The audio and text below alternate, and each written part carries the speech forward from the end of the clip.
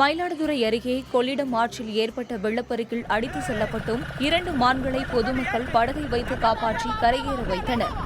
மேட்டூர் அணை பாதுகாப்பு கருதி திறந்துவிடப்பட்டுள்ள காவிரி தண்ணீர் மயிலாடுதுறை மாவட்டம் கொள்ளிடம் ஆற்றின் வழியே கடலில் கலந்து வருகிறது. ஆற்றின் இரு கரைகளையும் அணைத்தபடி வெள்ளம் வேகமாக சென்று கொண்டிருக்கிறது. ஊருக்குள் வெள்ளம் புகுந்து 5000த்திற்கும் மேற்பட்ட வீடுகளை சூழ்ந்துள்ளது. கொள்ளிட கரையோரம் சிறு குறு குட்டைகள் மற்றும் புதற்காடுகள் அதிக அளவில் உள்ளன. அங்கு மான்கள், நரிகள் உள்ளிட்ட வனவாழ் உயிரினங்கள் வசித்து வருகின்றன. இந்நிலையில் கொள்ளிடத்தில் ஏற்பட்ட வெள்ளப்பெருக்கில் 2 மான்கள் தத்தளித்தபடி தண்ணீரில் அடித்து செல்லப்படுவது ஊர் மக்கள் பார்த்தனர். இதையடுத்து படகை எடுத்து சென்று மான்களை நீரோட்டத்தில் இருந்து விலக்கி கரை பக்கம் ஒதுங்க செய்தனர்.